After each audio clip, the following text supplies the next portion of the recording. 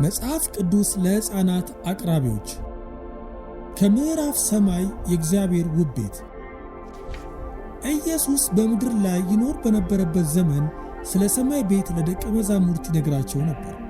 የአባቴ ቤት እያለም ይጠራው ነበር። በዚያ ብዙ ስፍራ አለ፣ እሱም በጣም ትልቅና ሰፊ ነው።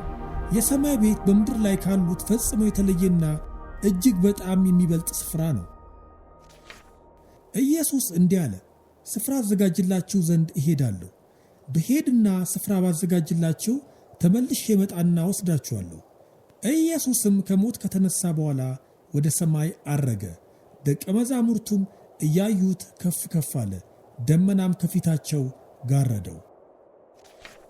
ከዚያ ጊዜ ጀምሮ ክርስቲያኖች ሁሉ ኢየሱስ ክርስቶስ ቃል የገባውን በማስታወስ ዳግመኛ እንደሚመጣና እንደሚያገኙት ያምናሉ።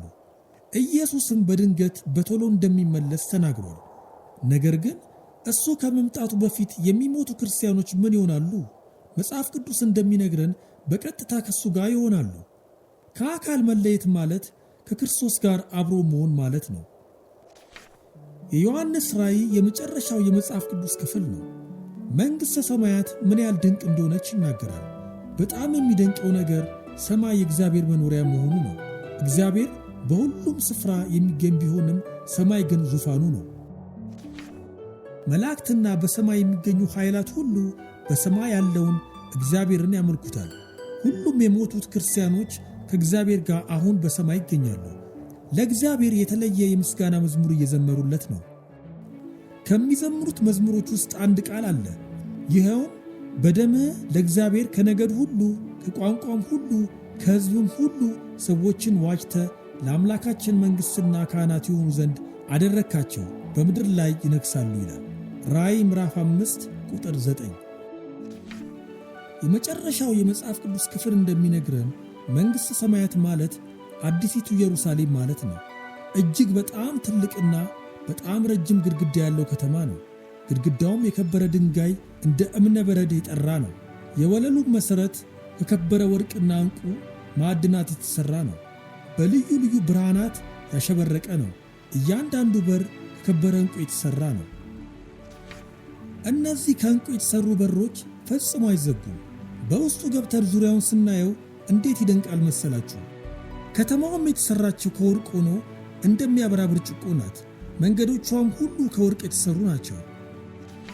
ከእግዚአብሔር ዙፋን ስር የሕይወት ውሃ ምንጭ ያለማቋረጥ ይፈልቃል። በሌላኛው በዙፋኑ በኩል በኤደን ገነት ውስጥ የነበረችው ሌላይቱ የሕይወት ዛፍ ትገኛለች። ይህች ዛፍ እጅግ በጣም የተለየች ናት። ዛፏም 12 ፍሬዎችን ይዛለች። በየወሩም የተለያየ ፍሬ ታፈራለች። ቅጠሎቿም ለሕዝብ መድኃኒት ወይም መፈወሻ ይሆናል። መንግሥተ ሰማያት የፀሐይ ብርሃን ወይም ጨረቃ አያስፈልጋትም። የእግዚአብሔር ክብር ራሱ ብርሃኗ ይሆናል። በዚያም ሌሊትም ሆነ ቀን የለም። በሰማይ የሚኖሩት እንስሳት ራሳቸው የተለያዩ ናቸው። ሁሉም ቤተሰብና የሰው ወዳጅ ናቸው። በጎችና ተኩላዎች በአንድነት ሳር ይበላሉ። የሚያስፈራው አንበሳ እንኳን እንደ በሬ ሳር ይበላል። እግዚአብሔርም እንዲህ አለ፣ በተቀደሰው ተራራም ላይ ሳይጎዳዱም ሆነ ሳይበላሉ ተስማምተው በአንድነት ይኖራሉ። ዙሪያችንን ስንመለከት ከመንግሥተ ሰማያት የሚያስቀሩ ነገሮች እንዳሉ እናስባለን። የቁጣ ቃሎች ፈጽሞ አይሰሙባትም። ማንም እርስ በርስ አይጣላም። በዚያ ራስ ወዳድነት አይኖርም። በበሮች ላይ ቁልፎች ፈጽሞ አይኖሩባቸውም። ነፍሰ ገዳዮች፣ ሌቦች፣ ሐሰተኞችና አመፀኞች በዚያ ፈጽሞ አይኖሩም። ምንም አይነት ኃጢአት በዚያ የለም፣ አይገኝም። በመንግሥተ ሰማይ ከእግዚአብሔር ጋር በዚያ እንባ የለም። አንዳንዴ የእግዚአብሔር ሰዎች እዚህ ስላለው ስለ ምድር ኑሮ ሊያለቅሱ ይችላሉ። ነገር ግን በመንግሥተ ሰማያት እግዚአብሔር እንባን ሁሉ ከዓይናቸው ላይ ያብሳል። በሰማይ በዚያ ሞት የለም። የእግዚአብሔር ሰዎች በሙሉ ለዘላለም ከእግዚአብሔር ጋር ይኖራሉ። በዚያ ለቅሶ፣ ሐዘን፣ ሕመም የለም። በዚያ ሕመም፣ ልዩነትና የቀብር ሥነ ሥርዓት የለም። በሰማይ የሚኖር ሁሉ ለዘላለም ደስተኛ ነው። Best of all, heaven is for boys and girls and grown-ups too, who have believed on Jesus Christ as their Savior and have obeyed him as their Lord። የበጉ የሕይወት መጽሐፍ። በመንግሥተ ሰማያት አንድ መጽሐፍ አለ፣ እሱም የበጉ የሕይወት መጽሐፍ ይባላል። ይህም በሰዎች ስሞች የተሞላ ነው። ስሙ በዚያ የሕይወት መዝገብ ላይ የተጻፈ የምታውቁት ሰው አለ። ሁሉም በኢየሱስ ክርስቶስ ስም አምነው የሞቱት ሁሉ በዚያ የሕይወት መዝገብ ላይ ይኖራሉ። የበጉ የሕይወት መጽሐፍ። የመጽሐፍ ቅዱስ የመጨረሻው ስለ ሰማይ የተጻፈው ቃል በጣም ድንቅና ጋባዥ ነው። መንፈሱና ሙሽራይቱ ና ይላሉ፣ የሚሰሙ ሁሉ ና ይላሉ። የተጠማ ሁሉ ወደ እኔ ይምጣና የሕይወትን ውሃ በነፃ ይጠጣ።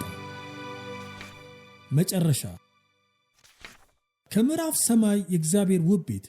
ይህ ታሪክ የሚገኘው የእግዚአብሔር ቃል በሆነው መጽሐፍ ቅዱስ ውስጥ የዮሐንስ ወንጌል ምዕራፍ 14፣ ሁለተኛ ቆሮንቶስ ምዕራፍ 5፣ የዮሐንስ ራእይ ምዕራፍ 4 21 እና 22 ነው። የቃል ፍቺ ያበራል። መዝሙረ ዳዊት 119 ቁጥር 130። ይህ የመጽሐፍ ቅዱስ ታሪክ የሚያስተምረን ግሩም ስለሆነው አምላካችን እግዚአብሔር እኛን በመፍጠሩ እሱን እንድናውቀው ነው። እግዚአብሔር ኃጢአት ብሎ የሚጠራውን ክፉ ነገር እንዳደረግን ያውቃል። የኃጢአት ደሞዝ ሞት ነው። ነገር ግን እግዚአብሔር በጣም ስለወደደን አንዱንና ብቸኛ ልጁን ለቀራኔው መስቀል ሞት አሳልፎ በመስጠት እንዲሞትና የኃጢአታችንን ዋጋ በእኛ ምትክ በመሞት እንዲከፍል አደረገው። ኢየሱስ ከሞት ከተነሳ በኋላ በምድር ላይ ቆይቶ ወደ ሰማይ ወደ አባቱ አረገ።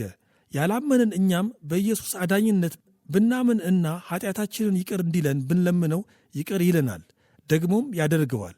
እሱ በእኛ ውስጥ ይኖራል፣ እኛም በእርሱ ውስጥ ለዘላለም እንኖራለን። አሜን። ይህ እውነት እንደሆነ ካመናችሁ እግዚአብሔርን እንዲህ በሉት፣ ጌታ ኢየሱስ ሆይ አንተ አምላክ እንደሆንክ አምናለሁ። ነገር ግን ለእኔ ኃጢአት ለመሞት ስትል ሰው ሆነ፣ አሁን ደግሞ ሕያው ነህ። እባክህ ወደ ሕይወቴ ግባ፣ ኃጢአቴን ይቅር በል። በዚህም አዲስ ሕይወት አሁን ይኖረኛል። አንድ ቀን ከአንተ ጋር ለዘላለም ለመኖር ወደ አንተ መጣለሁ። ለአንተ እንድኖርና እንደ ልጅ እንድታዘዝ እርዳኝ። አሜን። በየዕለቱ መጽሐፍ ቅዱስን በማንበብ ከእግዚአብሔር ጋር ተነጋገር። ዮሐንስ 3:16